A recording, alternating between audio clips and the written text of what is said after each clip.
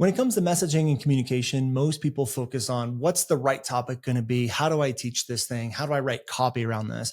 And one of the most overlooked parts of messaging are headlines. What's the headline of your webinar going to be? What's the title going to be? Yes, we know the topic, but how do we take the topic and turn it into something persuasive? How do we title our content? How do we title our subject lines? How do we put the headlines in the ads and more? All of these things need to be taken into consideration. The headline is what pulls people in. We attach a really good promise around that. It pulls people in even more. And most people don't know the actual triggers or styles of headlines that you can use. So I wanted to dedicate this episode to breaking down exactly how we do it inside of our company and how we teach it to our students. So if that's interesting to you, well, keep on listening. Hi, I'm Brandon Lucero, and you're about to experience the new way to thrive in business, entrepreneurship, and life by leaning into who you are, what you love, and standing up for what you want to create. Get ready, because this is where we go against the grain, say no to outdated society norms, and we say yes to change in order to create a happier, more fulfilled world. Welcome to the New Generation Entrepreneur Podcast. Hello, ladies and gentlemen. Welcome to another episode of the New Generation Entrepreneur Podcast. Today is our sixth and final episode of our mini series we're doing here, all about business growth. This is, as you know, everything talking about messaging and team building and scaling and all of that stuff combined. And the reason why we did this is we were leading up to our 2-day live event, all about accelerating your messaging, accelerating your business. And so that will be September 19th and 20th. I don't know when this episode is going live, but it's either about to happen, already happening, or already did happen. And if it already did happen, then the replays are available. You guys can go to our Instagram, go follow the links around there, all that good stuff. I'm sure we'll have ads that pop up with the URL and all of that good stuff as well. But today what we wanted to do is talk about the anatomy of a really effective headline. And it's a very simple, easy concept. It's a concept that most people don't really know about or talk about. And I do, as always, have my own unique philosophy around it. However, with that being said, I do want to make sure that you guys watch our 2-day live event workshop. So make sure that you've registered for it. You're watching the replays, all of that good stuff. It is a brand new training. It's not a training we've done. We usually do a 3-day workshop. We've kind of changed things around a little bit, added some new things in, took some things out. And we always get amazing breakthroughs. So make sure you guys register for that. Now, let's hop into today's episode, which is all about the anatomy of a really effective headline. Again, this may not be a very long episode because it is a very simple concept. It is very simple. It's easy to understand and easy to grasp, but it's just one of those things that you don't know if you don't know, right? So there's 3 different ways that I look at really effective headlines. And I'm going to talk about educational or webinars or launch headlines. And so this is where someone is like opting in or watching in order to gain something. So again, this could be a webinar title, a video series title. This could be a challenge title. It could, again, be an educational piece, a how-to title, something along those lines. And I know, I kind of go against how-to content, but I want to say that I'm not against how-to content. I'm against doing it 100% of the time, thinking that's the only way to add value. And then what ends up happening is we end up in a place where no one's really following, listening for a lot of different various reasons. And so we still need the educational content. We still need really effective headlines. And there's ways to spruce it up, stand out, pull people in, pull in the right people, push the wrong people away, all that good stuff. Okay. So the first thing that I want to talk about is going to be what I call attention triggers. And what's going to happen, and I don't think a lot of people pay attention to attention triggers. And the first thing of understanding this is we have to understand how people actually consume content. How do people process the information? How do they get that feeling to buy, not buy, watch, not watch, opt in, show up? How do they do that, right? And you have to understand all of that is automatic. And what I mean by that is that when someone watches a piece of content, they automatically generate a feeling about it. It's good. It's not good. It's entertaining. It's not entertaining. It's relevant to me. It's not relevant to me. I'm bored. I'm clicking.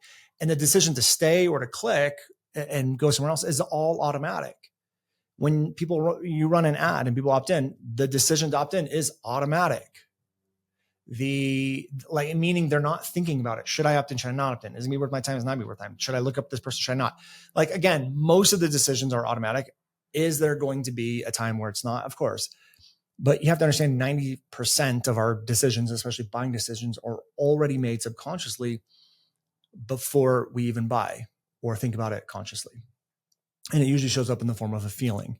So again, opting in, deciding to show up or not show up, all these things are automatic. And when you swipe Instagram or TikTok or whatever, and you're swiping through on your phone, you usually don't sit there and analyze logically every single piece of content before swiping. It's an automatic feeling that is generated that tells you to stay, not stay. It's funny, it's not funny. It's entertaining, it's not entertaining. It's whatever, right? So that's an automatic feeling. So we have to understand that. And when we understand that these responses are automatic, well, then we also have to start understanding, well, what causes the automatic reaction that we want? And when you start to look at it as what is the automatic reaction we want, everything starts to change, because now you can be more intentional with what you're saying and how you're saying it. So we like to use these things that I call attention triggers, which means you automatically get the attention of exactly who you want when you incorporate these into the titles. So I'll give you some of them. There's more, but I'll give you some of them. These are the main ones. These are the ones I use probably 90% of the time. Number one is identity. Number two is values. Number three is the benefit or the transformation. And number four is the problem. And most people do not use these intentionally to try to create really effective headlines. So when it comes to a webinar or something like that, we, as you guys know, if you've been paying attention to the series, we always base everything off of data and what's going to get the best result and, that sort of thing. What does the behavior of our audience tell us? And so when we start to look at that, we start to come up with the actual topic. So for example, in my business, I know one of the best topics is going to be something around engaging content, how to create engaging content, right? So I could decide like, hey, this is the best topic. This is the most beautiful topic to do. It's the behavior. People really like it when I talk about it, or, my students really like it when I talk about it, or it's the number one question I've been getting asked, or whatever it is. And I could just create a piece of content on it and call it how to create engaging content. But if I go to YouTube and type in how to create engaging content, there's probably a million people with the same headline. It just blends in with everyone else.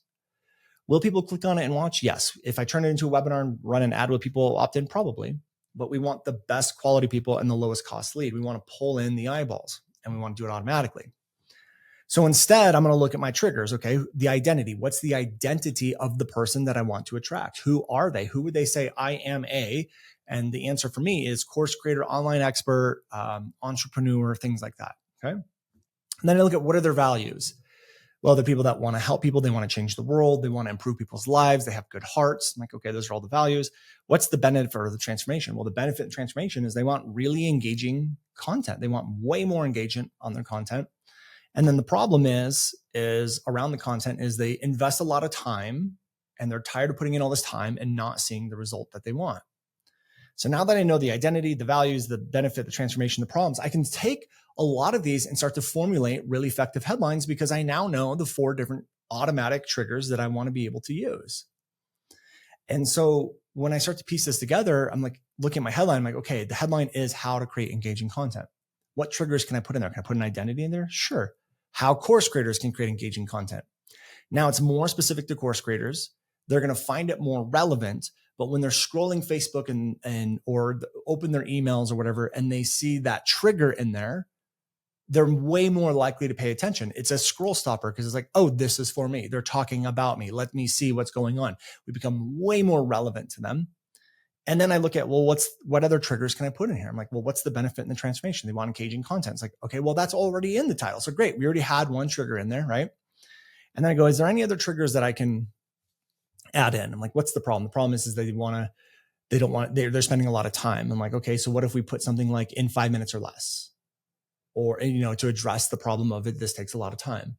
So now the title went from how to create engaging content to how course creators can create engaging content in 5 minutes or less. Like, which title do you think is going to be way more likely? Which headline is going to be way more likely to pull in the right person? Probably the one that's using 3 triggers, right? So we can start to use these triggers to create really effective headlines. You can also do something like how course creators can create engaging content without spending all day. So you can always do the without and the thing that they are doing or don't want to do, or the thing they think they have to do, to pull in the right people as well. Now, if you're going to be using this for a launch, like video series, challenge, webinar, live launch, whatever, you also want to incorporate a promise. And so a promise is going to be like that subline. It's the thing that they're going to get. And I see a lot of people mess up promises all day long. So I do want to address that, even though it's not technically a part of the headline, it's more of the subline. But the way I look at it is promises need to be tangible. You need to be able to look the audience in the eyes, and they need to be able to look you in the eyes and go, did I deliver on everything that I said I was going to deliver? And the answer should be yes. Like they should automatically be able to say, yes, you did. And so when we start to look at that, what does tangible mean? Tangible means it's more of the deliverable. So it's like you have to analyze, okay, here's the title. What do I need to teach in order for me to fulfill on that title? And then you got to look at, okay, it's going to be 3 steps, or it's going to be 1 framework, or it's going to be whatever. Most people like to look at, here's my course and what part of my course I teach. And I'm like, who cares what's in your course? Just teach whatever the title is. The title is how to create engaging content. Decide, how do I teach that? It doesn't matter what part of the course it is or whatever, right? But then you determine, okay, I'm going to teach 1 framework or 2 frameworks or 3 steps or 1 step or whatever it may be, right? So now your promise is, you're about to discover the 3 steps or my number 1 framework to being able to create X, Y, and Z. Or what I really like to do is move it to social proof. So you're about to discover the 3 steps we've used to help create over 1 million views on our students' content in the last 30 days. So there's a social proof attached to it. You're about to get the 3 steps that led to this social proof. I love promises that are like that. And I love it because it's tangible. You either delivered the 3 steps or you didn't. You delivered the 1 framework or you didn't. What I don't like is airy-fairy promises. Like you're about to get the most powerful video framework that, on the internet. And it's like, okay, well, who determines if it's the most powerful? What if they don't agree with that? Or you're about to discover how to lose weight. And it's like, well, if they don't agree that your information is going to help them lose weight, then you never fulfilled on the promise. But if I say, I'm going to give you the 3 steps that led to over 1 million views in content in the last 30 days with our students, cool. There's the 3 steps. That's literally what they did. Okay, great. I delivered on the promise. So I love promises that have that tangible and that social proof. Okay, so that's number 1. I call these using attention triggers. So come up with the 4 triggers, see how you can formulate at least 2 of them, if not 3 of them, into a headline. And that's one way to create really effective headlines. Okay. The next way to do it, a next sort of one is we like to use curiosity.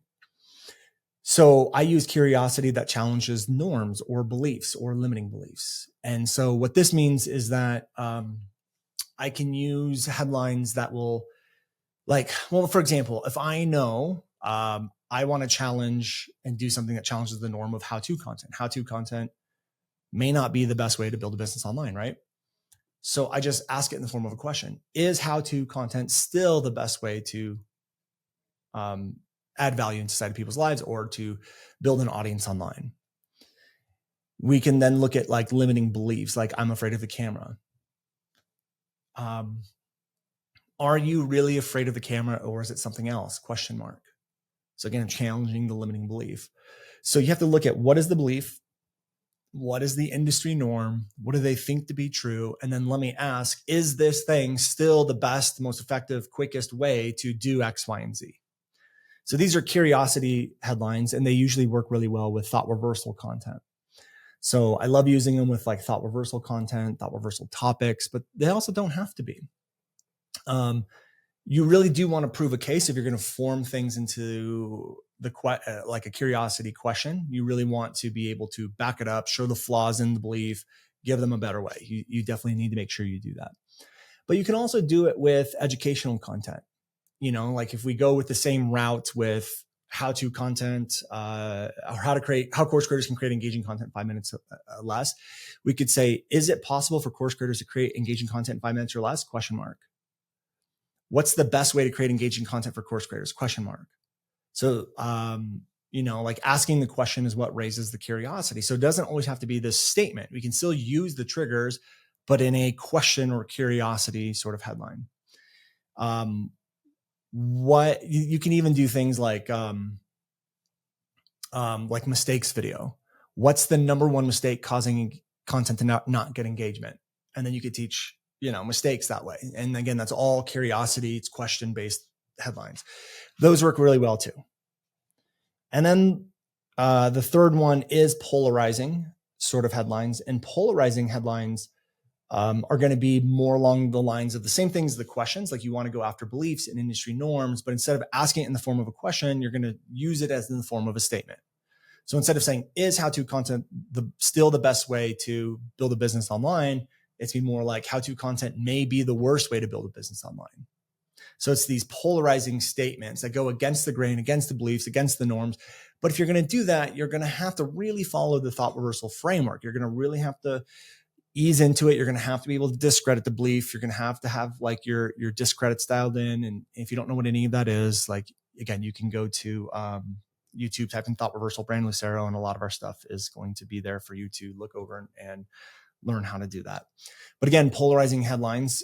Some people don't feel confident or comfortable enough doing that because you could, ruffle feathers and rub people the wrong way and all of that stuff. But it is really effective. It does work really well. And it is something that I think you should play around with.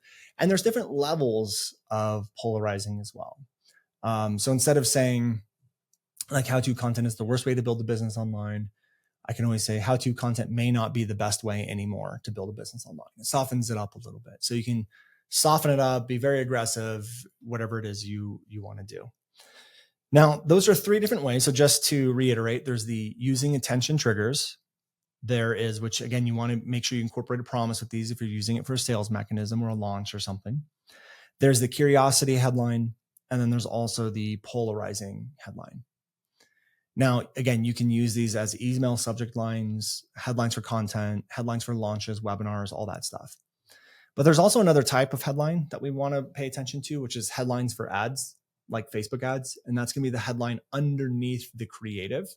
And there's a bunch of different ways in which you could do that. So one of the ways that I like writing ad headlines is using pretty much what we just covered, the three: curiosity, polarizing, or the automatic triggers. I use those as ad headlines as well. But there is a fourth type of headline that I like to use in ads, and I just call it the next step headline.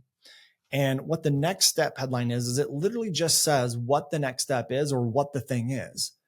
So instead of having this instead of having this curiosity headline trying to get people to click on the ad, just tell them what the next step is. So it would be like, if you're doing a webinar, in brackets, you literally just write free webinar and then the title of the webinar. Or it's like free download, here's the title of the PDF or whatever it is. It literally just says, here's the next step. Here's what it is. And the reason why I like doing that is because it's very upfront. It also makes the opt-in page very congruent, meaning that when they click on it and then you have that headline and what it is at the top of the opt-in page, the messaging is congruent from ad to opt-in page. And that's one of the things that I don't think a lot of people really pay attention to, is that an opt-in page isn't to reconvince someone to opt in or register.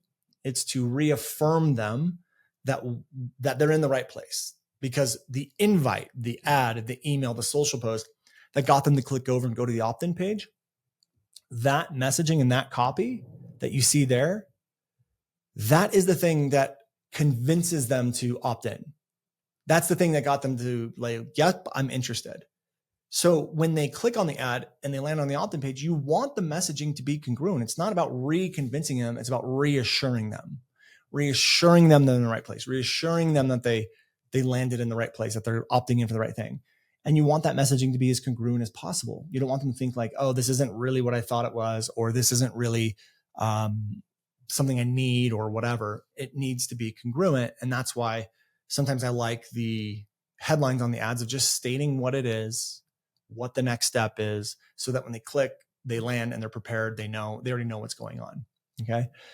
So those are the quick little podcast episode that is a quick little episode on how to create a really effective headline through ads, content, webinars, whatever it is you want to use it for.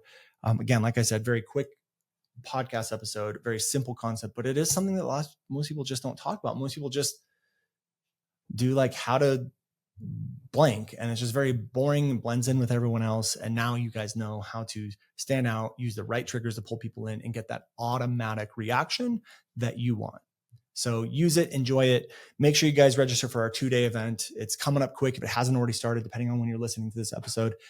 If you love this series, you're going to absolutely love the 2-day workshop. So make sure you guys are registered, and I will see you all there. Take care, everyone. Hey guys, thank you so much for checking out another episode of the New Generation Entrepreneur Podcast. If you enjoyed this episode, go below, hit the subscribe button, and make sure you click on that bell icon and get notified every time we drop a new episode. Now, if you're looking for the show notes, we have them linked underneath this video, as well as our social media handles and some links to free training and offers that we drop from time to time to help you guys even further. So go check those out if you're interested, and thank you so much for tuning in to the New Generation Entrepreneur Podcast.